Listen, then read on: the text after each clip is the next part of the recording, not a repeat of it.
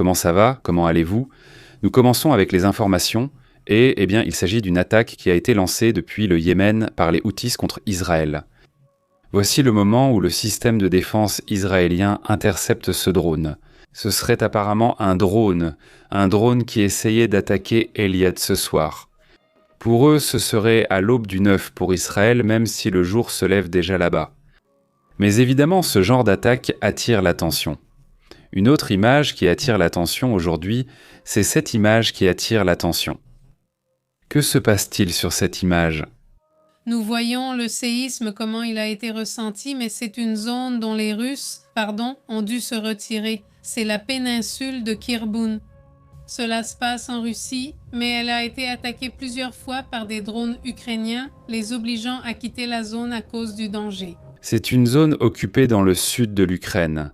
Elle est depuis un bon moment déjà entre les mains des Russes.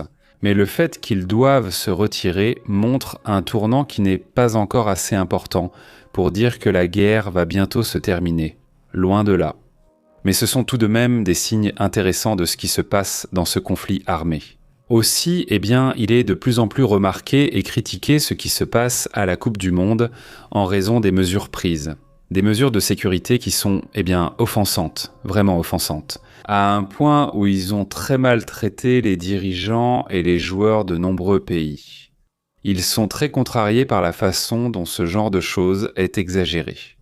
Ici, nous voyons l'équipe nationale du Sénégal, où elle a été soumise à une inspection minutieuse. Cette fois, ils ont vraiment tout inspecté, chaque détail pour chacun, et c'est évident. C'est un sujet vraiment sérieux, évidemment, on comprend ce qu'est une inspection, mais cette fois-ci, on a vraiment exagéré, surtout avec certains pays. Regardez, par exemple, c'est un moment où toute cette situation a été très critiquée, parce que cela concerne l'équipe d'Ouzbékistan. Oui, aussi, on dirait qu'aujourd'hui, n'importe quelle petite chose est considérée comme une pièce de monnaie, ou qu'il y a quelque chose, ou qu'il y a je ne sais quoi, enfin, n'importe quoi. Ils leur donnèrent donc des indications pour le moindre détail. Non, évidemment, cela a été fortement critiqué. Beaucoup de choses se sont passées, il y a même eu des fusillades, par exemple juste à côté de là où se trouve l'équipe d'Angleterre. Oui, il y a eu une fusillade, c'était vraiment terrible, non ? Tu te dis, comment est-ce possible qu'il y ait des fusillades ? Là où se trouve l'équipe d'Angleterre ou juste à côté, non ? Des choses se sont accumulées, et aussi la manière dont ils ont traité les Iraniens. Je comprends, il y a une guerre, mais il faut distinguer quand il s'agit de footballeurs. Écoute, si tu soupçonnes quelqu'un d'avoir été dans la garde révolutionnaire, ne le laisse pas entrer. Mais ceux qui sont footballeurs, traite-les comme des footballeurs, non ? Parce que là, franchement, on vit un moment de grande apathie envers les étrangers et les touristes. Et c'est, l'un des pires moments que traversent les États-Unis pour le tourisme, n'est-ce pas ?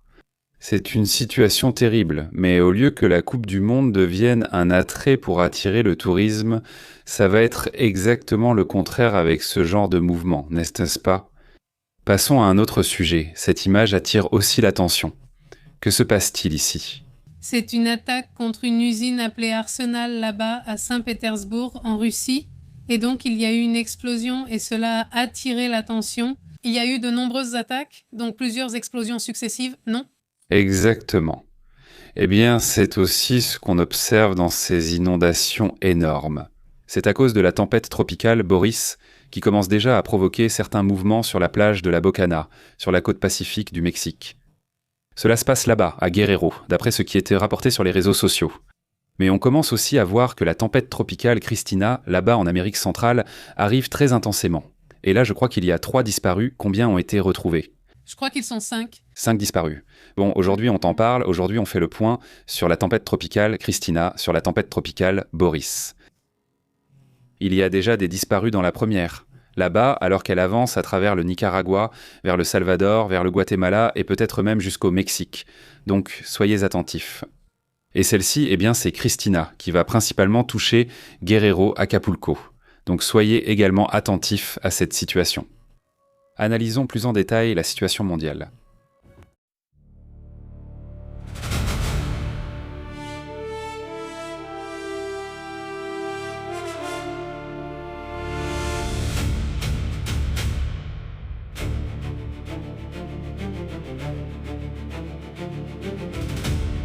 Eh bien, aujourd'hui est une journée très intense, surtout parce qu'il y a eu des attaques au Liban, ce qui a évidemment beaucoup contrarié les États-Unis. Parce qu'en théorie, c'est un signe qu'il n'y aura pas de cessez-le-feu. Et les États-Unis veulent un cessez-le-feu, c'est-à-dire ils veulent un cessez-le-feu, ils veulent un cessez-le-feu. Et c'est bien l'idée que Donald Trump a en ce moment. Mais en même temps, Israël dit « Oui, mais si on m'attaque, je dois répondre aussi bien à l'Iran qu'au Hezbollah ». Donc il y a une série de forts affrontements, encore une fois, à un moment où Donald Trump dit à Netanyahou « Si vous continuez comme ça, vous allez vous retrouver seul » et évidemment cela. Eh bien, j'imagine que cela doit déclencher des alertes là-bas en Israël. Il faut rappeler qu'Israël suit son propre rythme et sa propre voie, et que ses services de renseignement s'infiltrent là où ils veulent s'infiltrer, qu'ils soient amis ou non, cela n'a pas d'importance.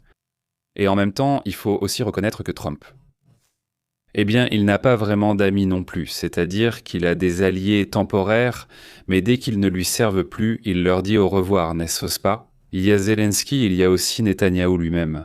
C'est-à-dire qu'il essaye de faire croire qu'ils sont amis et je ne sais quoi. Mais en réalité, ils sont essentiellement utilisés pour ses propres intérêts. S'il n'en a plus besoin ou s'il risque de tomber pour une raison quelconque et qu'ils sont responsables, alors au revoir, n'est-ce pas ? C'est comme ça actuellement. Cette guerre est devenue très impopulaire là-bas aux États-Unis, où même les républicains n'en veulent pas. Les partisans de MAGA, qui sont les plus fervents partisans, détestent cette guerre, ils ne sont pas d'accord avec cette guerre. Donc, eh bien, ceux qui ont peut-être suivi la situation et qui comprenaient plus ou moins les raisons, eh bien, ce sont les rares, disons, qui soutiennent ce conflit. Ils considèrent cela comme une guerre inutile, où les États-Unis n'étaient pas attaqués et que le problème aurait pu être résolu autrement. De l'uranium d'une manière très différente. Le fait est que, il y a ce choc. Il y a ce choc et bien aujourd'hui, on apprend que le président Donald Trump a eu de multiples appels avec Netanyahou depuis hier, depuis le début de l'attaque. Et à un moment donné, il lui a dit non, n'attaque pas Netanyahou. Tu dis qu'il viole la souveraineté d'Israël et tu attaques, non? Et donc la question est qu'après cette deuxième attaque, il y a eu un autre appel entre Trump et Netanyahou et Trump lui a dit « Tu devrais faire très attention à ce que tu fais parce que tu pourrais te retrouver seul contre l'Iran et très bientôt. » Et c'est quelque chose qui a été révélé aujourd'hui dans un commentaire. En fait, c'est aussi passé sur une chaîne israélienne, la chaîne 12. Trump a insisté auprès de Netanyahou et il ne répondra plus à l'attaque de missiles de l'Iran dimanche. Mais Israël, comme nous vous l'avons dit, a décidé de riposter, même si son attaque a été mesurée. En vérité, cette attaque a visé des zones très stratégiques en matière de défense aérienne, selon l'expert en défense aérienne. C'est le laboratoire, car il est important pour eux, mais... Pétrochimie. Oui, c'est de la pétrochimie. Ce sont des points qui attirent l'attention. Il y a des rumeurs sur certains personnages qui auraient peut-être été tués, mais cela n'a pas été confirmé. L'un d'eux est Ahmed Bajidi, mais rien n'a été confirmé par l'Iran. Ils ont aussi lancé la rumeur. Pour l'instant, ce n'est pas une rumeur, c'est juste qu'ils ne se sont pas exprimés comme avant. Ici, cela ne devait pas attirer l'attention. Exactement. Les dirigeants iraniens ne peuvent toujours pas, soi-disant, communiquer avec Moqtada Mojtaba Khamenei. Il est passé en mode furtif face aux attaques, pensant qu'ils auraient peut-être tiré en direction de Mojtaba, alors ils ont préféré le mettre à l'abri. Et aucun dirigeant apparemment iranien, ou du moins à ce que l'on sache, n'a de contact avec lui. Ils ont essayé de le trouver, ils ont essayé de le contacter, et non, ils n'arrivent pas à le joindre. Évidemment, cela fait apparemment partie de sa stratégie de sécurité extrême. Oui, merci. Oui, très étrange. Très impressionnant, mais apparemment, c'est la méthode qui a fonctionné pour le garder. Eh bien, apparemment, avec moi, parce que, vraiment, on ne sait même pas quel est l'état de santé de ce personnage, surtout en pensant qu'il n'y a même pas un enregistrement audio de lui. On ne sait rien. Aucune voix, on ne l'a jamais entendu parler. Oui, c'est-à-dire, après la guerre, non. Il n'y a aucune information à ce sujet. Et je veux aussi exprimer une immense gratitude envers Anna Hughes. Salutations Anna. Merci beaucoup pour ce super chat qui d'ailleurs est arrivé à Dahat Dajat 428. Donc il a un abonnement gratuit. Merci à Anna Hughes. Merci beaucoup Anna. Au nom de toute la communauté, énormes salutations à tous ceux qui sont déjà membres de la chaîne et à tous ceux qui ne le sont pas mais qui, au fond de leur cœur, aimeraient l'être. Eh bien merci aussi. Merci beaucoup de nous soutenir, de vous abonner également, évidemment, n'est-ce pas ? Ophé Mendes, comment vas-tu ? Francisco Arce, merci beaucoup et salutations pour cet autre abonnement. Anna. Salutations à tous. Regardez, il y a une réaction de Trump, il y a aussi une réaction des dirigeants iraniens qui disent « Eh bien, fondamentalement, ils veulent effectivement une négociation, mais que maintenant. Qu'on n'attaque pas le Liban et la première chose qu'on fait, c'est attaquer le Liban. Donc c'est aussi un signe qu'Israël est en colère. » Exactement. Passons à un autre sujet. Passons à une autre question importante.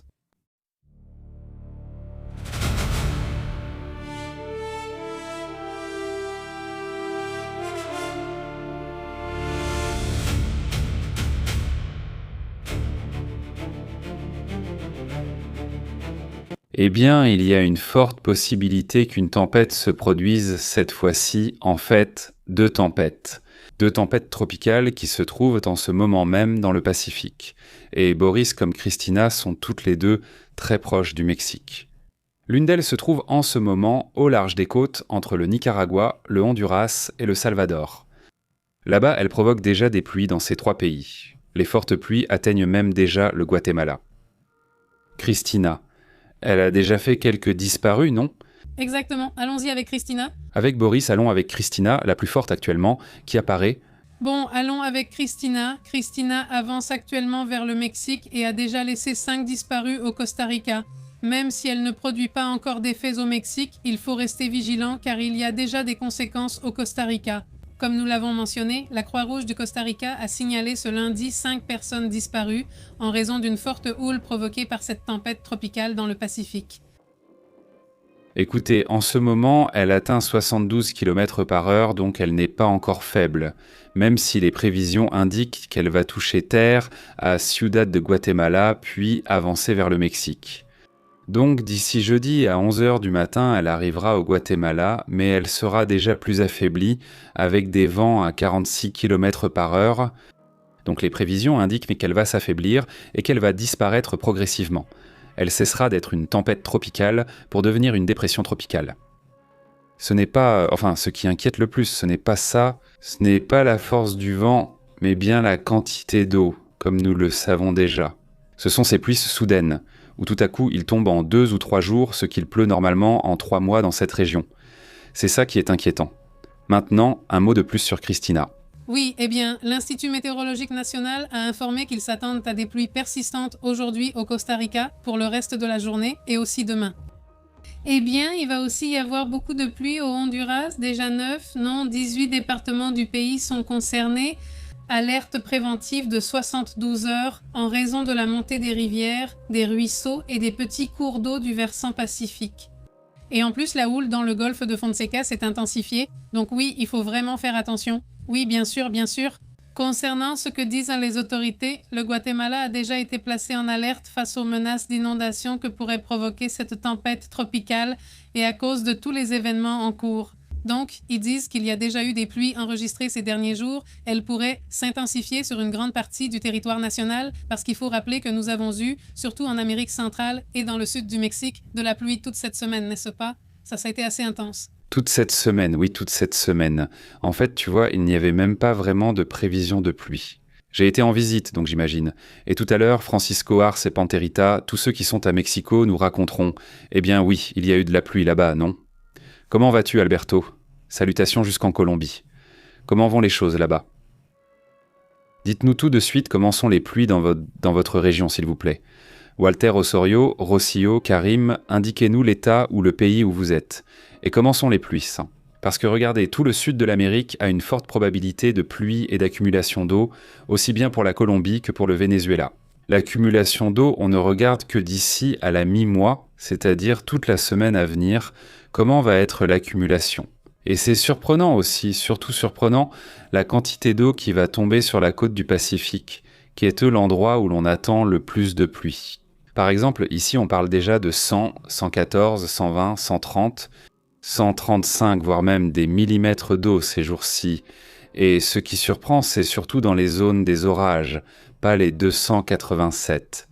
287, comment ça s'appelle ? Ceci, millimètres d'eau. C'est pas mal de pluie qu'on attend pour cette région du monde, alors soyez attentifs à cela et tout de suite, allons-y avec cette tempête tropicale, Boris, allons-y.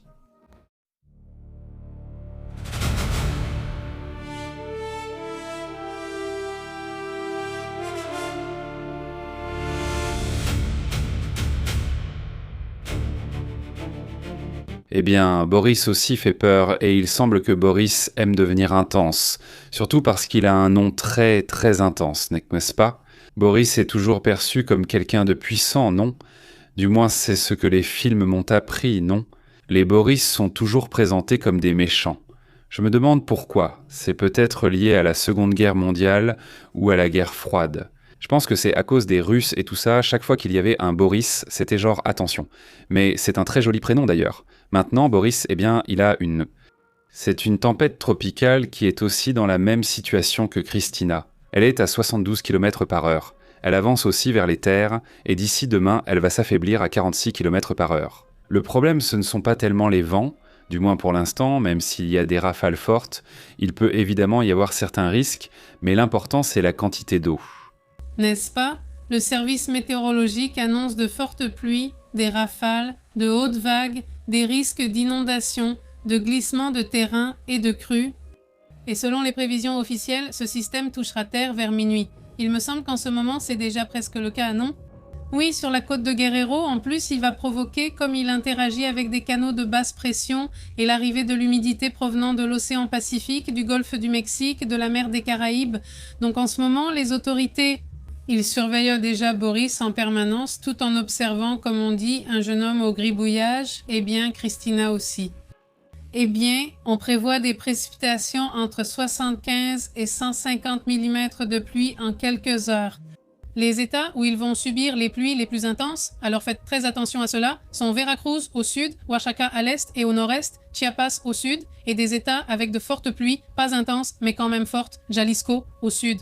De Jalisco, Colima, Michoacán, c'est-à-dire la zone côtière, et Guerrero à l'est et au sud-ouest. De plus, de fortes pluies sont prévues dans plusieurs États du centre et du nord du pays, comme la ville de Mexico, l'État de Mexico, Morelos, Puebla, Tlaxcala, Hidalgo, Querétaro et Guanajuato. Ils préviennent aussi des risques électriques. Évitez de rester près des fenêtres ou de sortir marcher pendant ces orages. Des chutes de grêle, la montée de rivières comme la Cerrillos, des flaques, inondations urbaines, glissements de terrain en montagne et une visibilité réduite sur les routes sont attendus. Dans la vallée de Mexico, on prévoit que la matinée de demain sera fraîche, avec un ciel nuageux, des bancs de brouillard et la possibilité d'averses isolées. Eh bien, tout ça dans les prochaines heures, en gros, n'est-ce pas? C'est-à-dire, vous savez déjà comment vous préparer, n'est-ce pas? Au final, surtout sur les côtes, nous verrons principalement ce type de phénomène déjà observé, de fortes vagues. Exactement, de fortes vagues et un peu de houle. C'est ce qu'on commence à signaler habituellement, non? Et ce n'est plus Anna Hughes qui le dit, si je ne me trompe pas. Tu es au Costa Rica, Anna Hughes, tu y es, n'est-ce pas? Et là-bas au Costa Rica, eh bien, évidemment, ils sont concernés aussi, n'est-ce pas? Ils sont concernés. Ça touche Christina en ce moment? Exactement, là-bas Anna est concernée, Christina aussi, surtout peut-être qu'elle n'aura pas autant de vent, d'après ce que je vois, peut-être un peu. Voyons à quelle distance est le Costa Rica. Eh bien non, c'est que le Costa Rica est assez loin, enfin relativement, n'est-ce pas, du phénomène. Regardez, allons avec Christina maintenant, mais regardez où se trouve Anna, c'est-à-dire Anna est par ici, non? Et le phénomène est ici, mais de toute façon, regardez, eh bien, ça les concerne, n'est-ce pas? C'est-à-dire, ça les concerne même du côté de l'Atlantique. Il y a pas mal d'humidité, donc, eh bien... Maintenant, si on le regarde au niveau de la houle, puisque Anna en parle, non? Et donc, au final, ici aussi, nous avons la probabilité, la possibilité de voir la houle, alors voyons comment cela se passe, n'est-ce pas? C'est-à-dire, comment la houle est censée évoluer dans la zone et jusqu'à quelle hauteur les vagues vont monter. Regardez toute la zone côtière du Costa Rica, si vous regardez du côté du Pacifique. Il y a de fortes vagues. Regardez, observez vers Liberia par exemple, n'est-ce pas? C'est là que s'est produit l'événement qui a causé beaucoup de problèmes. Récemment, nous avons évoqué les inondations à Liberia, au Costa Rica, où une mère et sa fille ont vu leur maison inondée et plusieurs personnes ont été évacuées. Tu te souviens? Oui. Eh bien, là, à Liberia, les vagues en ce moment font 3 mètres, imaginez-vous, et pourtant le phénomène est encore plus loin, mais par exemple, si tu vas au Costa Rica, elles font déjà 4 mètres. Si tu vas au nord du Costa Rica, ces vagues font déjà environ 3,8 mètres, c'est-à-dire à peu près 4,3 mètres, non? C'est l'estimation actuelle. Si on va sur les côtes du Mexique, là où le phénomène Boris arrive, eh bien le phénomène Boris génère aussi des vagues d'environ 4 mètres, non? Donc ça aussi, eh bien, prenez-le en compte si vous vivez là-bas, non. 4 mètres, en fait, eh bien, ils ont déjà commencé à avertir les embarcations. Qu'elles n'aillent pas en mer, évidemment, non. Logiquement, en ce moment, ce n'est pas le moment d'aller dans la mer, parce que le phénomène est intense, il y a même de fortes vagues, et si on regarde bien, les vagues atteignent même des zones comme Jalisco. C'est-à-dire, on parle déjà de Manzanillo, de Colima, non. De toutes ces plages qu'il y a par ici, Tomatlan jusqu'à Vallarta, non, tu vois, cette zone, cette sortie, et disons, on la protège, mais en gros, de Tomatlan jusqu'au Chiapas, non. En gros, il y a de fortes vagues dans le Pacifique, donc il faut aussi rester attentif à ce qui se passe à ce sujet. Passons à d'autres sujets. Tu as autre chose à ajouter sur ce thème ? Non, c'est bon. Passons à d'autres sujets importants. Peut-être l'une des histoires les plus étranges, et pourtant on en a raconté des...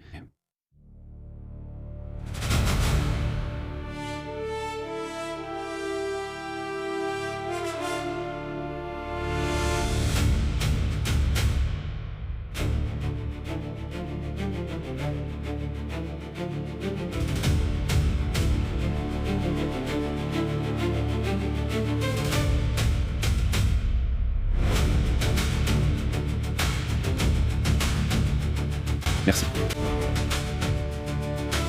Merci.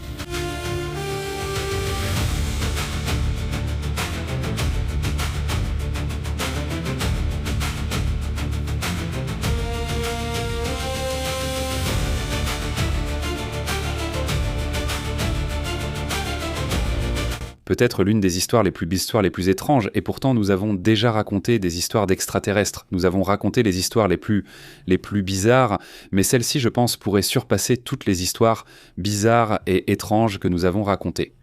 Et cela s'est passé au Brésil, ou d'autres qu'au Brésil, ou dans des endroits comme ça, des pays latino-américains où ce genre de choses peut arriver. Et c'est déjà arrivé aussi. Où c'était ? Aux États-Unis, n'est-ce pas ? Aussi. C'est arrivé aux États-Unis. Non, en fait, il y a de la folie partout. Eh bien, beaucoup de gens en rêvent tout à coup. Et ici, plusieurs d'entre vous nous l'ont déjà dit. Récemment, on nous a fait un commentaire disant qu'une personne n'a pas pu avoir d'enfant et qu'elle adorerait adopter. Mais quand on se confronte à tout ce qu'il faut faire pour adopter, ça devient très compliqué. Eh bien, cette famille a dit « Nous allons adopter, nous allons adopter ». Et ils adoptent donc une petite fille de 12 ans. D'après ce qui est rapporté, pendant 14 mois, Amanda Maria Souza Oliveira, également connue sous le nom d'Amanda Maria Souza de Oliveira, eh bien il s'avère qu'elle n'avait pas 12 ans, et je ne sais pas à quel moment ils ont cru qu'elle avait 12 ans. Elle avait 37 ans, et en plus, eh bien, elle se comportait comme un bébé. Ou qu'est-ce qui se passe là ? Pourquoi ? C'est-à-dire, sur les images, voyons si nous pouvons mettre les images. Sur les images, eh bien, elle apparaît avec son biberon et tout le reste. Franchement, c'est vraiment hallucinant. Qui dans son bon sens va croire que cette personne a 12 ans ? Honnêtement, elle a 37 ans, et ça se voit. Ce n'est pas comme si ça ne se voyait pas, on voit bien qu'elle a 37 ans. Ce n'est pas comme si elle avait 37 ans, mais qu'elle était super bien conservée, non, ce sont 37 ans bien vécus. Franchement, non. Je veux dire, la police ne montrait que cette image, non ? Celle où on la voyait de dos, mais quand ils ont pu vérifier l'âge, ils ont dit non, ce n'est pas une enfant, c'est une femme de 37 ans, n'est-ce pas ? N'est-ce pas ? J'ai dit, regardez, c'est la dame. Je veux dire, où est-ce que vous lui donnez 37 ans, s'il vous plaît ? Je pense que c'est plutôt l'illusion, sincèrement, le désir d'adopter, qui doit être tellement grande. Les parents qui ont cru à ça, je ne sais pas, ou alors ils étaient aveugles, je ne sais pas ce qui s'est passé là, comment ont-ils réagi ? Le fait est qu'elle s'est présentée comme une fille de 12 ans atteinte d'autisme qui avait en plus d'autres problèmes médicaux. Pour gagner la confiance de la famille, elle a aussi été soumise. Elle affirmait avoir été soumise à un traitement hormonal forcé pendant son enfance et que c'est pour cela qu'elle paraissait plus âgée que ce que tout le monde avait imaginé. Oui. J'avais tout prévu, en plus c'est une arnaque que j'ai déjà faite plusieurs fois. José Núñez, la première fois, a plusieurs accusations sous un autre nom qui est Maria Eduarda, à Rio de Janeiro, et Ana Clara, à Sao Paulo. Et donc, la police a aussi utilisé, ils disent qu'ils ont utilisé une partie des accessoires de son déguisement. Elle avait des comportements très très enfantins pour quelqu'un de 12 ans, comme le biberon que tu as vu tout à l'heure. Elle avait des tétines, enfin oui, une sucette, des jouets. Et en plus, elle a fait en sorte que la famille dépense de l'argent pour lui donner un médicament très similaire au Sepik, qui est le Mounjaro, pour perdre du poids. Elle a dit que s'il m'aide, qu'il le fasse entièrement. C'est-à-dire, On lui payait la perte de poids. ce n'est pas possible, ce n'est pas possible. Tout est justifié comme ça. No, y pues, no, bueno. Quoi donc alors, c'était comme un parasite, c'est-à-dire il vivait et faisait autre chose, il volait des choses, il ne vivait pas la vie. Presque tous les adultes, à un moment donné, nous disons « Je suis devenue adulte ». Eh bien, elle a réalisé son rêve. Y a mí- Merci.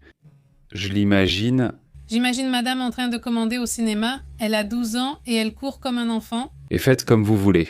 Et en plus, l'autre fait comme si elle était plus. Je veux dire, pas comme un enfant de 12 ans, mais comme une gamine de 12 ans. Elles sont déjà adolescentes. Elles ne se comportent plus comme des bébés. Et ce visage avec le doigt dans la bouche, et quand ce sera, eh bien c'est vraiment fou tout ça. Dans ce monde, il y a vraiment beaucoup de folie, c'est vrai. Vraiment fou et... Le plus fou aussi, c'est que les gens tombent dans le piège, n'est-ce pas? Alors Foy dit « Proche de Minia, comment vas-tu? Où es-tu? Tu es là-bas au Brésil? Tu as entendu parler de cette affaire? C'est dingue. Salutations à Foy, très bonjour. » Alors il dit « J'ai lu au début qu'il disait non qu'elle avait peur, dit Roublot. Salutations Roublot, comment vas-tu? Oui, c'est-à-dire... Elle s'est aussi présentée comme si elle était victime d'un trafic d'êtres humains et tout ce genre d'histoire, mais bon, bien sûr. Je ne sais pas comment les gens la croient, man. Vraiment. Eh bien, il s'avère que c'était une grosse arnaque et qu'elle avait déjà fait cette même arnaque à plusieurs familles. Donc on peut dire qu'elle avait de l'expérience. Voilà.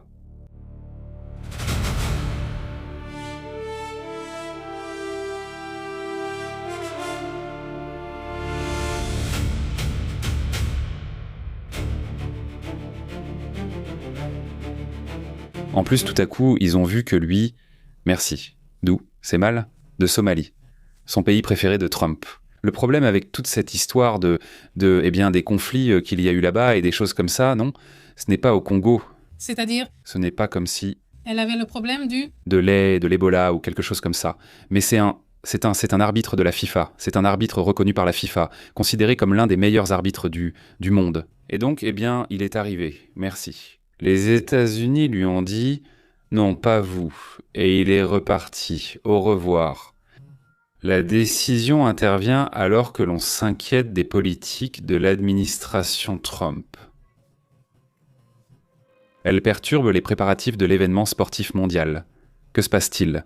Vont-ils le renvoyer, encore une fois? Eh bien, apparemment non. En fait, il s'appelle Omar Artan et il a atterri ce week-end à Miami. D'ailleurs, il a partagé une photo où il dit qu'il est en route pour Miami.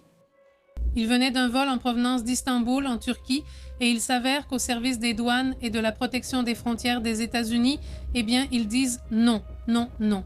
Ils affirment que l'inspection a révélé que le voyageur, un arbitre de la Coupe du Monde de la FIFA, était inadmissible pour des raisons de sécurité et l'entrée lui a été refusée. Ils ne précisent pas lesquelles, c'est le problème. Cela a évidemment attiré l'attention. De plus, il faut se rappeler que Trump mène une campagne presque depuis son entrée dans ce gouvernement contre les Somaliens. Eh bien, il leur a dit un nombre impressionnant de choses. Eh bien, la FIFA a confirmé cela, que cette décision des États-Unis d'interdire l'entrée à Artan et a affirmé que leur statut ne changera pas pour le moment. Et ils disent qu'en accord avec les événements précédents de la FIFA, c'est le gouvernement hôte qui détermine en fin de compte qui reçoit un visa et qui est admis dans le pays. Ils ne se mêlent pas de cette histoire, ils devront trouver un autre arbitre, sans doute pas originaire de Somalie. Et donc c'est le premier cas connu d'un arbitre de la Coupe du Monde à qui les autorités d'un pays hôte refusent l'entrée. C'est fou. Ouah, c'est vraiment dingue. Passons aussi aux autres sujets importants.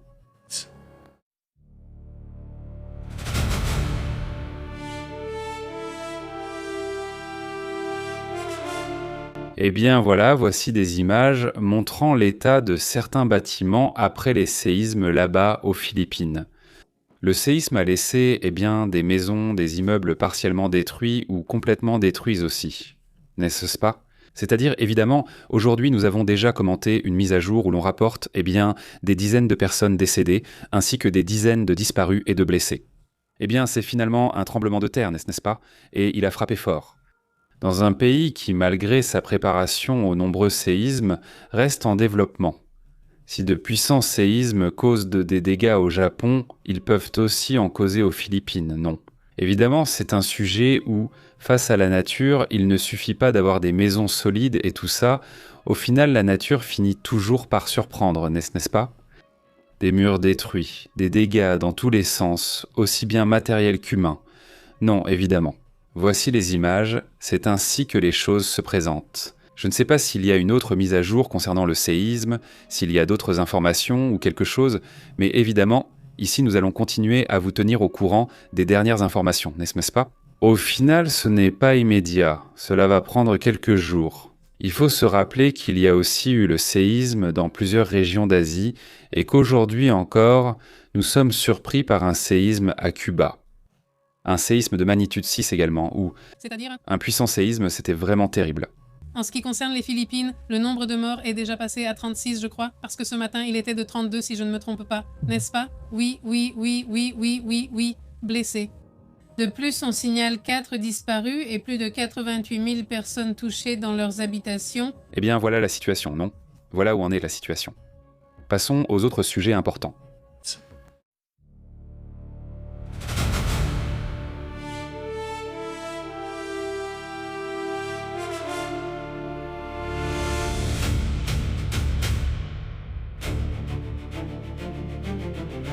Passons à d'autres sujets également importants. Ils affirment que Vance dit que les États-Unis continueront à négocier avec l'Iran, même si Israël n'est pas d'accord. Vance donc se retrouve dans cette position où dernièrement on a critiqué le fait que Vance est pratiquement sur le départ. C'est-à-dire Vance n'a pas suscité d'intérêt auprès d'une grande partie des républicains et on ne voit pas non plus de possibilité que des personnes qui ne sont pas républicaines votent pour lui. Celui à qui on donne des chances en ce moment, c'est Marco Rubio. Donc Vance, eh bien, c'est un personnage qui n'a pas décollé. On le voyait comme un outsider, un peu comme Trump lui-même, qui pouvait peut-être être suffisamment controversé et intéressant pour. Mais finalement, non, ça ne s'est pas passé ainsi jusqu'à présent. Donc on voit de plus en plus Marco Rubio comme le possible successeur de Donald Trump, du moins dans les intentions de vote pour les élections du prochain mandat, non? Exactement. Sur le commentaire de J.D. Vance, le prochain Israël, on peut être d'accord ou non, mais nous pensons que c'est mieux pour les États-Unis. Il me l'a clairement dit. Il a toujours été très concentré sur l'idée de ne pas s'impliquer dans les problèmes des autres pays et de ne penser qu'aux États-Unis, et je pense que cela va dans le sens de ce qu'il a toujours dit. Exactement. Eh bien, c'est ce qui se passe sur ce sujet. Il y a aussi, une affirmation concernant cette guerre, n'est-ce pas? Exactement, ces commentaires que tu cites, je ne sais pas dans quel monde vit Trump, mais il faut le dire. La question est qu'aujourd'hui, il affirme qu'il va déclarer une victoire totale sur l'Iran dans un délai de 2 semaines. Il se sent super sûr de cette réalité qu'il perçoit. Il l'a déclaré aujourd'hui où il a proclamé une victoire totale. Et à peine quelques heures après que l'Iran et Israël aient, disons, arrêté leur escalade, parce qu'au final, après avoir déclaré cela, quelques heures plus tard, les UTI lancent drone. C'est-à-dire, au final, les UTI s'agissent comme l'Iran, non? Oui, l'Iran n'attaque pas, mais ce sont les UTI qui attaquent. Nous avons été une équipe très forte et je pense que nous sommes en train de gagner, mais la victoire définitive arrivera dans les 2 prochaines semaines quand nous déclarerons la victoire totale. Elle a dit cela lors d'un meeting où elle allait soutenir le sénateur Lindsey Graham qui essaie d'apporter son soutien à ses alliés. Il ne lui en reste plus beaucoup parmi les républicains. Bon, c'est comme ça, non?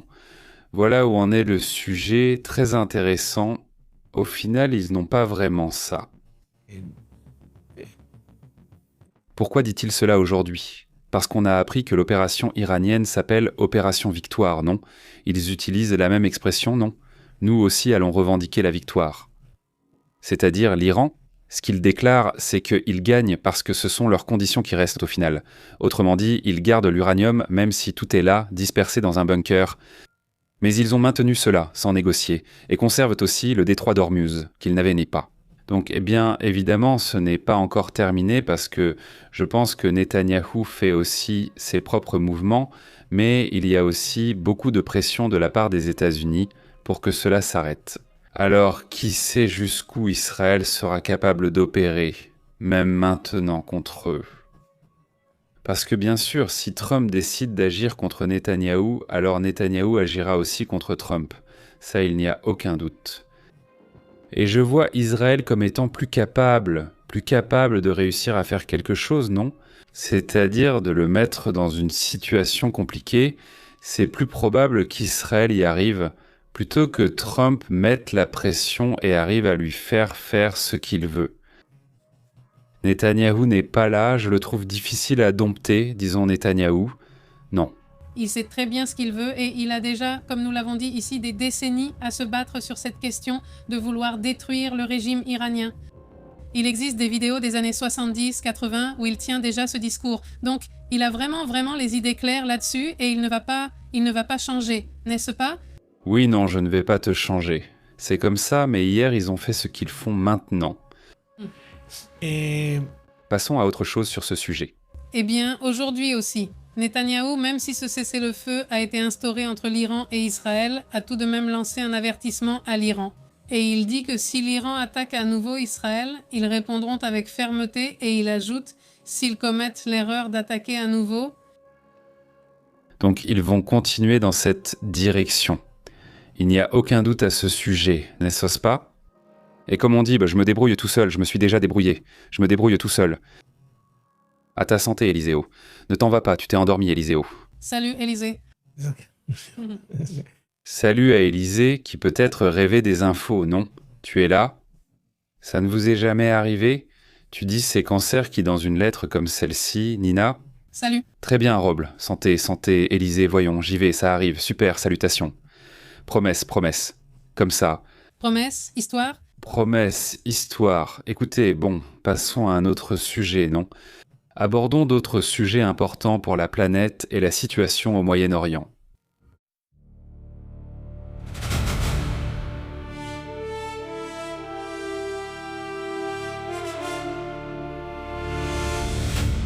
Écoutez, regardez cette image, ce qui se passe est vraiment surprenant. Je vous dis que les volcans et les séismes sont super actifs ces derniers jours, et cette image que nous voyons d'une méga colonne de fumée, où est-ce que c'est? C'est le célèbre volcan Lebotovi, Laki Laki en Indonésie, qui nous offre toujours beaucoup d'images comme celle-ci. C'est une colonne de fumée de presque 4 km de hauteur, selon l'agence volcanologique d'Indonésie. Impressionnante, l'activité continue du volcan génère une pluie de cendres, avec des alertes pour l'aviation locale. Et donc c'est un volcan qui maintient constamment les habitants des environs en alerte car ils connaissent les risques présents là-bas. Et donc l'Indonésie au final, ainsi que la région de l'Asie du Sud et la fameuse ceinture de feu, connaissent bien les risques qui existent, n'est-ce pas? Les Philippines, l'Indonésie, l'Est, la Papouasie-Nouvelle-Guinée et toutes ces régions. Même jusqu'à Kamchatka et même au Japon, ils ont un nombre important de volcans. Le Sakuriyama a fait une super éruption ce week-end, même s'ils y sont bien habitués, et je pense que les Indonésiens aussi, n'est-ce pas? Oui. Oui, ils sont super habitués. Il y a des images d'eux menant une vie normale pendant que la montagne derrière eux est impressionnante avec toute cette cendre. C'est impressionnant aussi, et c'est aussi impressionnant de voir la communauté soutenir la chaîne. Franchement, c'est très apprécié. Le bonjour à tous. Salutations, Blog, pour avoir envoyé ce super chat. On te remercie beaucoup, ainsi que toute la communauté qui nous soutient de cette manière, disons. On vous en est vraiment reconnaissant. 5 abonnements qui sont arrivés à Joël et à Val Valeria ces derniers jours. La Valedora, non? Non, Valéria. Elle ne m'appelle pas Bélia. Bélia, salutations, Bélia. Et comment vas-tu? Aussi à Dan Maynard, il me semble qu'il s'appelle comme ça. Super. Oui, Ménard et Elias Duarte. Aussi à Darwin, comment ça va mon frère? Darwin, j'espère que tu resteras ici. Comment ça va, Darwin? Salutations, très bien. Eh bien voilà le sujet, non? C'est-à-dire, oui, c'est évidemment très apprécié. Passons donc à d'autres sujets, d'autres thèmes aussi très importants. Allons-y avec les détails.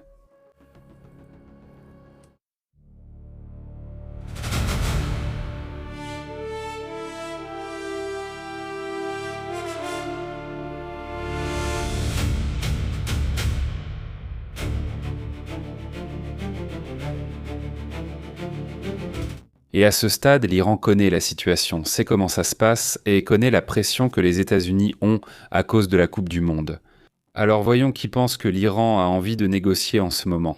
Personne, ça ne l'intéresse pas de négocier. Et c'est tellement vrai que le chef du Congrès, le chef du Parlement là-bas en Iran, est déjà sorti pour dire que si l'accord est rompu, si la négociation échoue, ça ne les dérange pas du tout. En gros.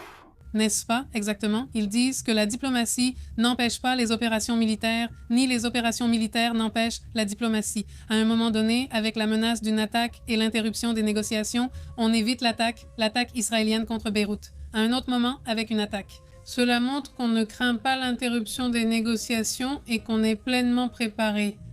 Par la grâce de Dieu, le résultat est qu'ils sont obligés de céder en ce qui concerne nos droits et nous affirmons les nôtres.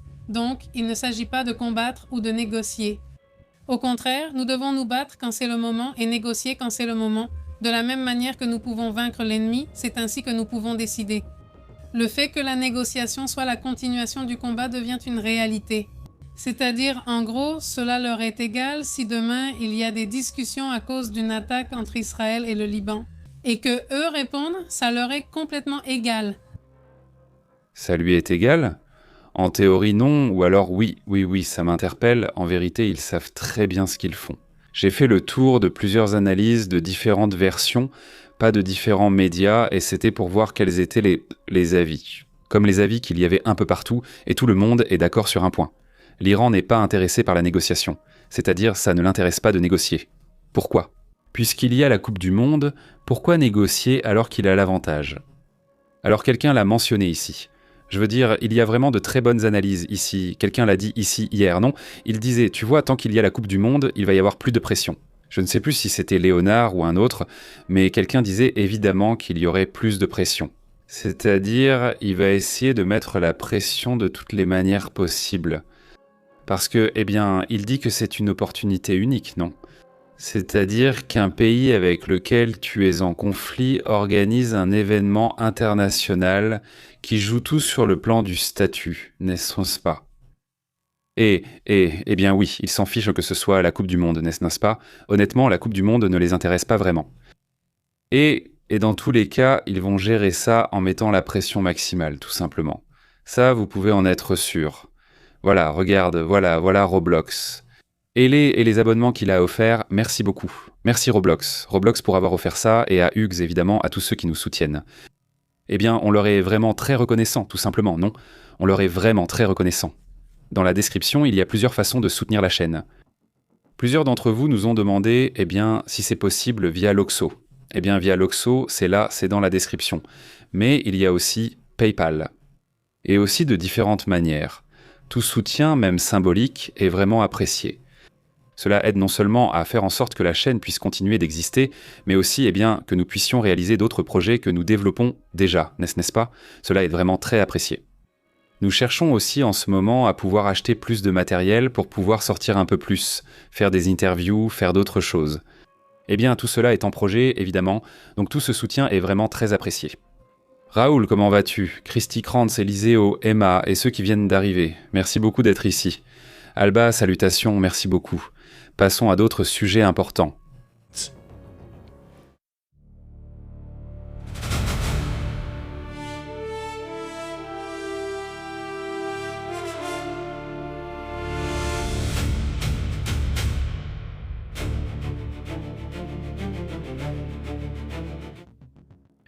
Les accusations continuent entre eux. Ils s'entendent de plus en plus mal. C'est-à-dire, après la visite de Trump, il y a une guerre et la guerre n'est pas à cause de Taïwan. Ce n'est pas lié à Taïwan. La guerre actuelle concerne les puces et les sièges, c'est la véritable guerre. Et le reste, c'est superflu. Taïwan étant un composant important des sièges et des puces, évidemment, Taïwan joue un rôle très important. Mais en réalité, c'est ça le point central. C'est-à-dire, et c'est pour ça qu'un autre Trump est aussi arrivé, soi-disant sympa, en me disant « Je vais te vendre plus de puces que celles que je t'avais interdites. Je vais t'en vendre un peu plus et on va faire des affaires. » Mais en réalité, ce n'est que de la façade. Ça se joue en ce moment. L'avenir de l'humanité est en jeu. Je suis peut-être prétentieux, mais c'est la réalité. L'avenir se joue, n'est-ce pas ?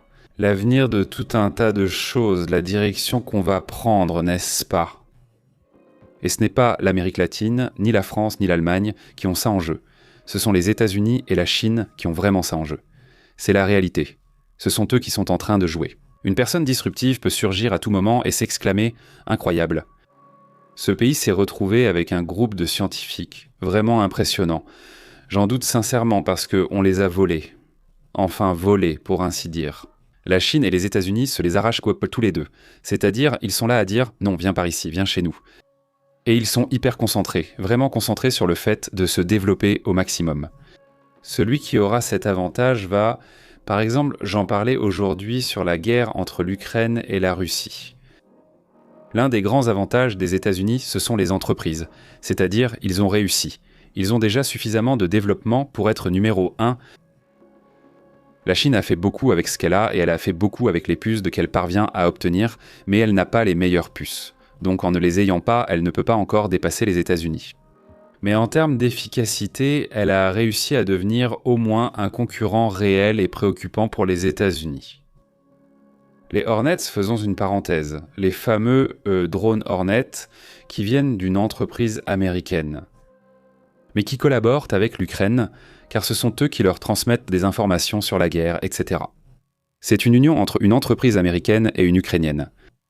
Les Hornets font des raids et attaquent davantage la Russie.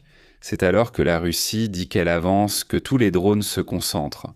Il existe de nombreux types de drones, mais ceux qui causent donc de gros dégâts et qui posent donc de sérieux problèmes aux Russes et qu'ils n'arrivent pas à arrêter, ce sont les Hornets, qui sont super rapides, qui sont comme ça, comme dressés. Vous ne vous souvenez pas où ils ressemblent à une balle à la verticale et ensuite ils ont des sortes d'hélices et pouf, ils partent super vite. Le truc avec ces Hornets, c'est que ce qui est intéressant, c'est qu'ils n'ont pas besoin du fil, de fibres, mais tu leur dis simplement « Regarde, tu vas attaquer à tel endroit » et ce genre de choses, tu vois. Mais quand ils s'approchent de l'ennemi, toute leur communication se coupe. Ils arrêtent de recevoir, ils peuvent émettre des communications, mais ils ne peuvent pas recevoir. Alors la Russie leur envoie. La guerre électronique émet des signaux. Mais ça n'affecte pas ces Hornets car leurs communications sont coupées et les signaux ne les atteignent pas. Le Hornet a un petit cerveau qui prend ses propres décisions et tous les Russes ont essayé, peint en zèbre, peint je ne sais quoi. Ils ont tout tenté, sur les chars, tout comme sur les bases. Sur les cibles? Et l'IA détecte, non, celui-ci en est un et boum, elle les attaque, les attaque, les attaque. Alors ils ont tout détruit, c'est-à-dire des usines de drones, des bases, des radars. Imagine qu'ils frappent avec tout ce qu'ils ont, non? Alors ces fichus Hornets, c'est une avancée qui fait peur aux Chinois et à d'autres, parce qu'on se rend compte qu'on n'a même pas besoin, je veux dire, aucun type de guerre électronique ne te servirait, ça t'aurait servi avant. Jusqu'à présent, ils estiment qu'il leur faudra environ 1 an pour trouver la solution, et même si c'était en 6 mois, c'est déjà trop long en temps de guerre. Mais c'est ça le pari en ce moment, d'avoir une solution, donc c'est pour ça que je vous dis, ce n'est qu'un petit exemple, n'est-ce pas? Bien sûr, il y a bien d'autres aspects, mais concernant les avancées technologiques et médicales, dans tous les domaines que tu veux. Ce qu'il y a en ce moment, c'est que lorsqu'on trouve la solution, il peut la produire plus rapidement que tout le monde, c'est-à-dire qu'il a la capacité de produire extrêmement vite et à bas prix, et il peut écraser n'importe qui, n'est-ce pas? Dans ce sens-là, mais c'est aussi pour ça que les États-Unis disent « Je ne veux pas qu'ils soient au sommet de la technologie, parce que je dois garder un avantage. » Son avantage est de produire et s'adapter vite, que le mien soit d'avoir la technologie la plus avancée. Donc c'est ça la véritable guerre qui se joue en ce moment, et je pense que c'est celle qui inquiète le plus les États-Unis. Plus que l'Ukraine, plus qu'Israël, plus que l'Iran, et toutes ces choses-là. Ça ne les préoccupe pas vraiment. En fait, la vraie guerre, c'est celle-ci, n'est-ce pas? Donc le Pentagone réagit aussi en ce moment. Il n'y est pas. Que se passe-t-il? Là-bas, exactement. Le Pentagone vient de publier une liste d'entreprises chinoises qu'ils accusent de soutenir l'armée de leur pays, c'est-à-dire l'armée des États-Unis.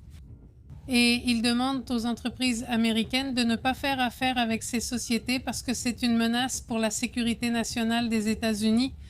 Parmi ces entreprises, il y a une liste, mais les plus connues sont évidemment Alibaba, qu'il faut rappeler qu'elle dispose de l'intelligence artificielle, n'est-ce pas?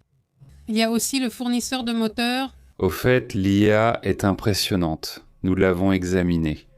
Il y a eu une compétition, par exemple, pour voir laquelle de ces intelligences tradait le mieux. Et celle-ci, celle d'Alibaba, était l'une des plus constantes. Elle s'est montrée très intelligente. Oui, et ensuite nous avons le fournisseur de moteurs de recherche qui s'appelle Baidu et le fabricant de véhicules électroniques BYD. La mise à jour du Pentagone arrive plusieurs mois après qu'une version précédente de la liste ait été publiée puis retirée sans plus d'explication. Cette nouvelle liste est donc une version un peu différente de celle publiée en février, mais elle est assez similaire, c'est-à-dire qu'il y a quelques changements mineurs. 2 fabricants de processeurs de mémoire ont été réintégrés. Dans cette liste noire, ils n'étaient plus présents après avoir été retirés. Il s'agit de Shanshin Motor Memory Technologies et Janssen Memory Technologies. Ce sont 2 entreprises qui ne figuraient pas sur la liste de février et qui sont maintenant ajoutées. Faites attention à cela. Faites attention à ce sujet parce que oui, enfin, dire qu'ils s'en vont bien, c'est très relatif, non? Enfin oui. C'est juste pour faire bonne figure. Oui, enfin non, il n'y a pas encore une bonne relation et au contraire, je pense qu'ils sont en plein conflit là-bas. Bon, et ce qui se passe en ce moment à Taïwan est très important parce que la situation s'aggrave beaucoup et il y a déjà tellement de choses qui se passent, et puis il y a la Coupe du Monde, je ne sais pas quoi. Et je n'ai pas l'impression que l'on comprend ce qui se passe en ce moment autour de Taïwan, où la pression devient très forte. C'est pour ça qu'on voit les Philippines et le Japon déjà faire leur propre mouvement aussi, non? Et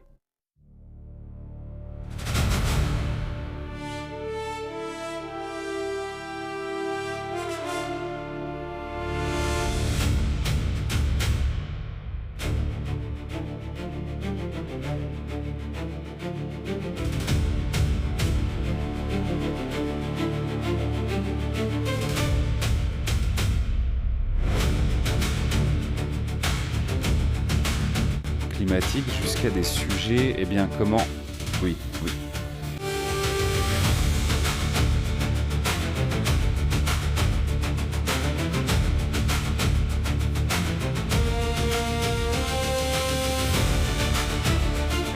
Passons aux commentaires. Comment ça va pour vous? Comment vous allez? Merci beaucoup de nous accompagner. Journée mouvementée. Il s'est passé de tout. Si vous avez suivi les émissions depuis ce matin, eh bien ça a été intéressant. Des sujets climatiques jusqu'à des sujets Pues ¿cómo se llama? géopolitiques et tout. Salutations, un grand merci à Nina, Gabriel, Ophé Rublos, Tapatia, merci beaucoup, c'est bien que tu sois là. Tapadiaz et tout, n'est-ce pas? Salutations, merci beaucoup. Nina, Gabriel, Ophé, Rublo, Zapata. Merci Tapatia d'être là. J'ai eu une mauvaise journée, mais je suis présent et t'envoie une étreinte. J'espère que tout ira mieux. Merci de partager ton temps avec nous. On espère pouvoir t'aider à te sentir un peu mieux, même un peu. Et merci beaucoup d'être ici, dit Pantelita, très animé. Oui, très animé, non, c'est ça. Ce serait exactement ça, très animé. Qui va regarder, j'espère que tout le monde, mais qui va regarder la Coupe du Monde, au moins les matchs qui les intéressent. Quelqu'un leur pose une question, il dit un long sur XRP de la vie. Et qu'en penses-tu? Comment tu vois ça? C'est bien, de bons points, n'est-ce pas? Bonnes opportunités d'achat. Pour l'instant, concernant le sujet XRP 26 et tout ça, non, je vais rester attentif. Pour voir comment ça évolue, je vérifierai le XRP tout à l'heure. Je ne l'ai pas retiré de la liste parce que je n'avais pas de place, pas parce que je ne l'aime pas. Celui-là se retrouve souvent dans ma liste de crypto favorites. Moi, je l'ai dans un dossier à part, que j'ai seulement écrit dans le train d'envoi, mais il n'est pas dans la liste que j'ai pour la chaîne, n'est-ce pas? Celui-ci, je l'ai presque pour plus de choses, comme ce qui est important en ce moment, que ce soit l'or, que ce soit... comment ça s'appelle? Le pétrole et tout ce truc, non? Quoi de neuf? Quoi d'autre? Qui se passe par là? On va aussi saluer Jalala, l'île de Jalala, qui dit « Sors 2000 $ avec Cent. Regarde Jalala. » Excellent, Galan. Donc tu as investi 100, c'est ça? 100 $, et avec les hausses plus qu'il y a eu, ça t'a déjà donné un rendement de 2000 petits dollars. Ce n'est pas négligeable. Évidemment, très bon caractère, c'est la patience et le fait d'être attentif, n'est-ce pas? Évidemment, c'est excellent. Salutations à Nina, comment ça va Nina? Et on envoie aussi des salutations à Panteras en santé, à la petite panthère, à Léonard Escudero, Gabriel Durand, la petite fille Costa, et salutations aussi à Emma Andrade ainsi qu'à De Kiofa Mendes. À Eliseo Frère, comment ça va Elisa? Qui est avec Eliseo Léonard Escudero. Comment ça s'est passé? Merci beaucoup, très bien. Salutations à Alba Costa, salut Alba, quoi de neuf mon frère? À Christy, comment vas-tu Christy? Salutations Christy Costas Christy. Salut Christy Krantz. ¿Dónde anda Cristina la vi? Ahí anda. Salutations à Walter Osorio qui dit bonsoir, cette nuit est excellente à Guadalupe, Nuevo León. Salutations Walter. C'est ça, Walter, excellent. Salutations aussi jusqu'en Californie à José Zaraté. Salutations à Zaraté, comment ça va, Walter, là-bas? Les pluies pour le sud du pays. Raconte-nous, s'il te plaît, Roble, comment vont les choses à Cuba? Un grand bonjour, très bonne soirée. Ils disent, dit MTP. Vous avez remarqué que le Canada est très silencieux, même sur le sujet de la Coupe du Monde? Oui, ça compte toujours comme un oui. Salutations à Roble, MX a œuvré pour nous, affirme Roble Pépé de Cuba. Impossible d'aider la chaîne ni de faire des transferts, mais si une solution existe, tu peux compter sur moi. Être ici, Roble, suffit déjà. Quand tu pourras... Étant là, si j'ai ressenti ton pouvoir, nous partager avec ta famille, tes amis, je t'en serai très reconnaissant. Vraiment, et celui-ci. Mais être ici, c'est déjà beaucoup. Tes commentaires très intéressants sont toujours très appréciés.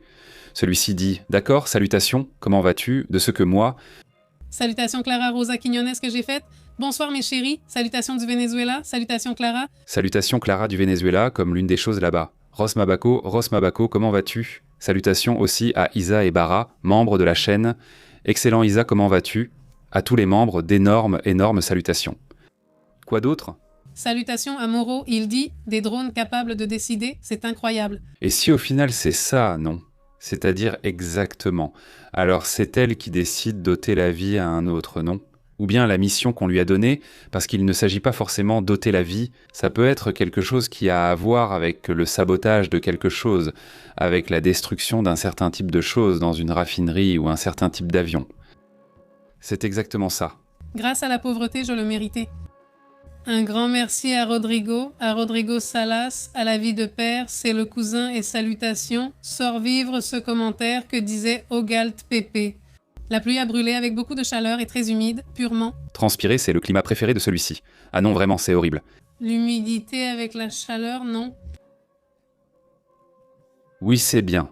Bon, c'est bien de supporter. Je salue Alejandro Alvarado et oui, j'aime les... Merci beaucoup, Alejandro. J'aime le présentateur. Moi aussi, j'aime bien. Je vais te le rappeler. Dit Leonardo PPD. Hier, j'ai regardé un film jusqu'à 5 heures du matin. Il était bien, Leonardo. Dis-moi, c'était quel film? Quel film est assez étrange pour qu'on le regarde jusqu'à 5 heures? Dis-nous de quel film il s'agit, enfin, si tu peux. Je me souviens qu'à une époque, quand nous n'avions pas d'enfants, nous faisions des marathons de films. Une fois, le dimanche, on choisissait toujours 2 ou 3 films, on les regardait, on y allait et on les voyait. Si on en parle d'une autre, une fois on a vu Shining, celle de Stanley Kubrick, qui était la meilleure, et ensuite la version de Stephen King, Qui est Stephen King. qui est vraiment mauvaise celle-là, et elle est super longue. En plus, pour surpasser, non, je n'ai pas perdu 3 heures de ma vie, mais bon, c'était bien ceux-là, oui, ces choix-là. On se faisait, disons, de bons plans. Sí, esas sesiones, hacemos como plan. De celui-ci, eh bien oui, 2 est possible. Autant Astrid que moi, nous sommes de grands fans de Stanley Kubrick, c'est-à-dire depuis que nous étions à l'université. Nous ne nous connaissions pas et n'étions pas de la même génération, mais nous avons réalisé le même travail final. Par hasard ou non, tu as aussi fait un magazine sur Stanley Kubrick. Tout est lié à la santé. Moi, J'ai aussi tout fait, c'est-à-dire dans un cours, tu dois faire un magazine complet par personne, des personnes ici et chaque élève. Un magazine complet avec tous les détails, c'est pour le magazine. Dans un magazine professionnel, c'était le design graphique. En communication, tu fais aussi du design, même avec seulement 2 ou 3 matières. Mais c'était strict, et tous les professeurs faisaient attention à chaque détail, n'est-ce pas?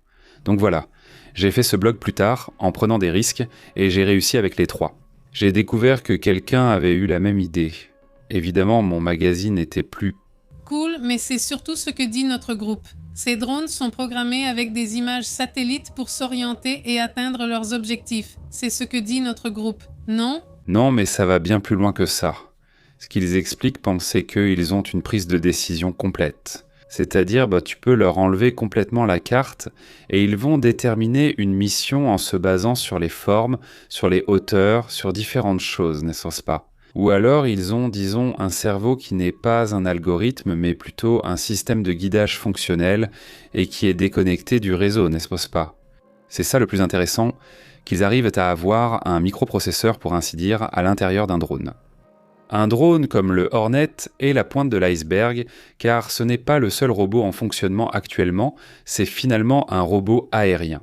Non mais oui, c'est-à-dire les 2 du début fonctionnent. Avec ce que tu dis, que c'était juste une carte et rien d'autre, ce que faisait l'Ukraine, enfin, la Russie, pardon, et bon, aussi l'Ukraine se trompait dans les cartes, et donc avec ça, il y a un problème. Maintenant, ils se bloquent automatiquement, c'est-à-dire qu'ils arrivent à un point où ils atteignent une zone, et ils disent bon, que tout le système d'entrée du signal est bloqué. On ne peut plus annuler l'ordre, ce qui est très dangereux, non ? Tu sais que l'ordre va mal, mais tu ne peux plus l'annuler car tu n'as plus la possibilité. Il n'y a aucun capteur qui soit activé à ce moment-là. Ou alors c'est vraiment intéressant le Black Mirror du moment. En gros, on ne vit pas Black Mirror en ce moment précis. Je pense qu'on peut écrire 5 saisons avant d'y arriver, c'est vraiment costaud. Santé à notre groupe qui reçoit toujours d'excellents commentaires. Si Pépé s'en mêle, vous saviez qu'ils vont annoncer 28 000 morts ? La FIFA poursuit ceux qui diffusent des matchs dans les restaurants et les bars sans avoir payé la licence de diffusion incluse dans les plateformes. S'ils ne marchent pas, mais les premiers, ils sont radins. Ils veulent emmener n'importe quelle fille avec ces infos, sans rien donner à personne, et prennent tout avant les autres.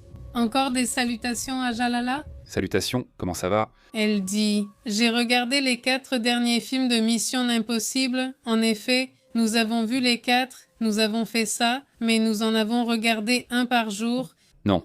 Oui, on l'a fait avant de voir le dernier. Oui, quand nous sommes arrivés à regarder la dernière, on en a regardé une, puis une autre, ou alors un jour.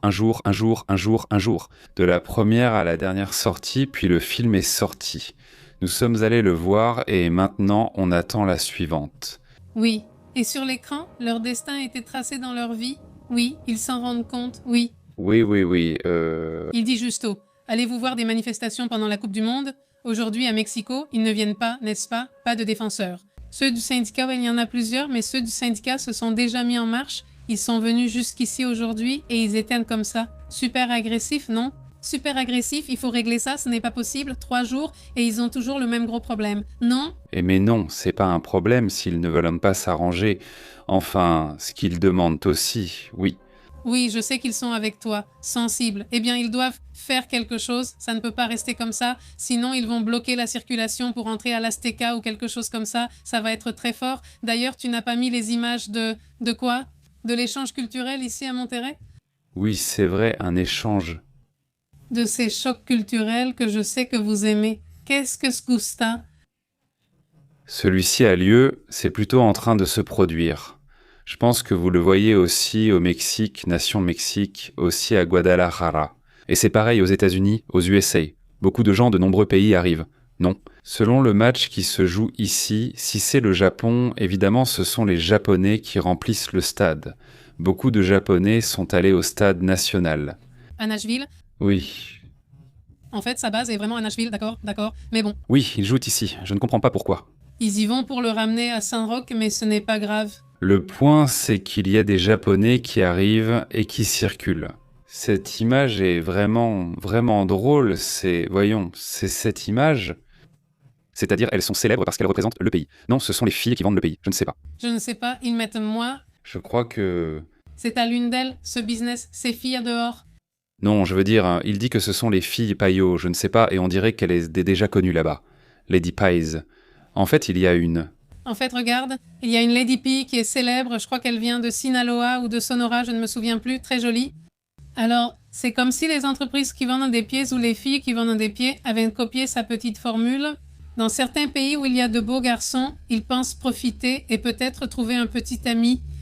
Eh bien, ils sortent de façon très concrète, disons, et ils sortent avec leur pays pour les vendre. Et là, tu as les Japonais qui prennent des photos. Ça me donne l'impression qu'ils sont super loin, non ? Oui, et ils n'ont pas honte de la toucher. Oui, toucher les pieds. Non, je ne pense pas non plus qu'il faille mettre... La main comme ça. Non, ne les touche pas. Non, je sais déjà. Non, ils ne s'en approchent même pas, donc c'est comme ça, à 1,5 mètre de distance, non. Et c'est drôle. Les jeunes n'ont plus d'accident, oui. Il dit aussi comme ça, bien. Les commentateurs japonais vont aussi souffrir à Nashville avec cette chaleur humide, et Christy le dit exactement. C'est aussi humide. Je crois que non. Je n'y suis jamais allé et je ne connaissais pas le climat là-bas. À Pantalita, ces Japonais ont vraiment ouvert les yeux. S'ils les ont perdus, c'est comme si les Japonais disaient « Attention, j'habite à 4 pâtés de maison du stade Azteca et jeudi, ils ne vont presque pas nous laisser entrer ni sortir de chez nous toute la journée, dit-elle. Ici aussi, ceux qui vivent près du stade vont voir les entrées fermées. 4 heures avant le début du match et 2 heures après, quelque chose comme ça. Ils leur ont donné un café spécial, mais tu sais déjà que ça ne marchera pas. Il y aura des problèmes et ce sera vraiment compliqué ces jours-là. Sinon, il ne faut pas sortir. Nous, je pense que non. Non, ce n'est pas conseillé de sortir ce jour-là, tout simplement. C'est-à-dire, tu peux y aller à pied, mais pas en voiture, ni rien de tout ça, non. Ce serait de la folie. Ça va être de la folie, ça. Oui, bon. Mais toi, tu as ces jours où tu dois sortir? Non. Ce jour-là, je ne pense pas. Je ne pense même pas qu'il y aura cours. Il n'y aura rien. Non, parce que c'est maintenant. Ils partent à midi, le match, non. Je parle du match du Mexique, non. Je parle du match de ceux d'ici. Pour ceux d'ici, non. Ceux d'ici, je ne sais pas ce qu'ils vont faire. Je ne sais pas ce que ça va être. Il dit « J'habite à 4 pâtés de maison du stade STK et jeudi le salut est né. » Attention, il dit. S'ils ferment tout, mais c'est terrible, tu ne peux pas prendre ton temps à la fermeture. S'ils disent de ne pas sortir, alors on n'y arrive pas. Il dit « Salutations, croyez-moi, salutations, Élyséo, très bien. » Et qui d'autre n'est pas là, que nous n'avons pas encore salué? Quelqu'un? Que ceux qui n'ont pas encore... Commenter les nouveaux messages de salutation, lève la main. En vérité, salutations à Saraté. Voilà, c'est tout. C'était excellent, voyons. Que nous avons salué ici Rublox, nous le saluons aussi. Et il y en a une. Ce n'est pas pour vous le rappeler, il y a un espace, l'espace communauté. Là, vous pouvez partager des photos et des commentaires, et toute la communauté les lira. Si vous souhaitez le faire, c'est aussi apprécié. José a posté cette image il y a 4 jours. On ne va pas dire joli si nous sommes jolis, je ne l'avais pas vu. Qu'est-ce que c'est? Non, force, ce n'est pas... Explique, je crois, voyons ce que c'est, mais des hortensias. Ce sont des hortensias, ce sont parmi mes fleurs préférées. Mon refrain. Oui, surtout l'autre couleur, celle du milieu. Regarde, vérifie. Nous allons des hortensias, parmi mes fleurs préférées. Ah, elle est vraiment jolie. Oui. On voit toute l'autre couleur. Regarde. Couleur par couleur. Voyons, celles-ci sont comme lilas, pas comme rose. Lilas est d'accord. Celles-ci sont bleues, les violettes ont plusieurs nuances. C'est un mélange, si tu fais attention. Oui, ça arrive aussi. Pour celle-ci, tu en as vraiment besoin. Là aussi, on voit les bleus, ce sont les plus jolies. Oui, elles sont vraiment jolies. Et puis, il y a celles-ci aussi qui sont, je dirais, violettes, non? Elles sont là, cette couleur violette, n'est-ce pas? C'est la bonne couleur, comme on dit. Et voilà, elles sont là, n'est-ce pas? C'est celui-là. Bon, regarde, celui-ci est violet. Ne me dis pas qu'il n'est pas violet. Celui-ci, il est violet, oui ou non? Non. Celui-ci n'est pas violet non plus? Non, eh bien non. Rien n'est violet, pas violet. C'est que le violet, c'est Barnet? Non, eh bien c'est Barnet, exactement, c'est Barnet. Hortensia, oui, Hortensia, elle dit « Salut à là-bas, c'est Métal. Santé Venezuela, salutations à Alicia Sendeño qui dit « Bonsoir Pépé et Astrid, salutations. » Salutations, comment allez-vous? Elles sont dans ton jardin, qu'est-ce que je t'envie? Mais elle ne les met pas. Regarde, elles pondent sans ça. Salir et poule et... Il les sort et les pose, c'est super, écoute. Tu n'as pas pensé que tu as une assez grande cour? Avoir un mini burrito, c'est vraiment mignon. Là, en montant, eh bien, une cochonnerie. Allons-y. Convaincre la fille de Sarah. Ils sont magnifiques, ils sont à peu près de cette taille et ils sont vraiment adorables. Ils sont en danger d'extinction. Convaincre la fille de Sarah d'avoir un petit âne. Pas besoin de la convaincre, c'est déjà son idée, c'est fait. Sauf si elle n'en a pas déjà 3 ou 4. Oui, c'est vrai, ils sont vraiment mignons. Le souci, c'est qu'on ne peut pas en avoir qu'un seul. Non, il faut en avoir 2. Plusieurs. Sinon, les pauvres petits ânes vont s'ennuyer. Là-bas, ils s'ennuient. Ils s'ennuient. Salutations à Armando, Antonio et Rosaire. Merci beaucoup pour ce super chat où l'on dit que ce sont les meilleurs communicateurs. Merci. Salutations Rosaire. Merci Rosaire. Merci beaucoup. Salutations aussi à... Et ils entrent, ceux qui ont une loge, le lycée. Ils se sont protégés par la loi. Ce sont les seuls qui ne vont pas payer l'entrée. Si ces gars ont payé pour ce truc sans pouvoir l'utiliser, ou s'ils devaient payer encore pour quelque chose déjà acheté, ce n'est pas normal. Bien sûr, salutations à... Et en plus, ils ont tous beaucoup d'argent. Donc, évidemment, ils allaient se défendre. Oui, ils allaient se défendre et engager des avocats. Bien sûr, oui, dit Mini Burrito qu'il s'appelle Ma Burrito. Burrito, oh mon Dieu. Que c'est mignon, il faut qu'on en ait un. Un qui s'appelle Ma Burrito. Elle dit. J'adore la chance, toi aussi, Isa, tu me plais beaucoup. Oui, mais la seule chose, c'est que je n'aime pas trop le nom. Je pense qu'il aurait pu avoir un meilleur nom, donc je ne sais pas. C'est joli, mais je l'associe à une dame que je connais, donc c'est étrange. Salutations du monde entier. On n'offre plus d'âne, qu'en penses-tu? On n'offre plus d'âne? Elle dit. Bien sûr, oui. Celui-ci est très bon, je dis. Ok, on l'a lu pour elle, elle dit. Comment vas-tu, Clara? Salut ma bureau, plus d'Anne. Armando et Sibara disent « Bon, on y va, non ?» Allons-y les gars, souvenez-vous que nous sommes sur WhatsApp, que nous sommes sur Telegram. Là-bas, nous vous envoyons la notification du direct et nous sommes aussi sur X, Facebook et Instagram pour que vous soyez au courant de tout ce qui se passe dans le monde. Merci beaucoup, Poder. Eh bien rien, nous continuons à discuter depuis tôt ce matin, on suit l'actualité en direct, nous diffusons le matin, ce sont des clips plus courts, mais c'est aussi en direct. Ensuite, le soir, on se retrouve pour une émission plus longue et on discute. Parfois, cela dure environ 1 heure, parfois bien plus longtemps. Ça dépend aussi de l'actualité et de la discussion, non ? Portez-vous bien, on se voit demain. À bientôt. Nous interrompons votre programme habituel. Merci de vous être branché sur la vérité. Ceci... C'est Pépé en direct. En direct, la vérité est intense, pure, l'insolite est réel, pure. Ici, nous l'analysons, approche globale. Ne reste pas à l'écart, connecte-toi à la chaîne Pépé en direct. Pépé et Astrid sont aux commandes et disent la vérité. Journalisme brut, ici, on respecte. Active l'alerte, ne perds pas la trace jusqu'à la prochaine fois. Oui, monsieur. On fait l'appel, abonne-toi. Pépé en direct à la maison. Oui, monsieur.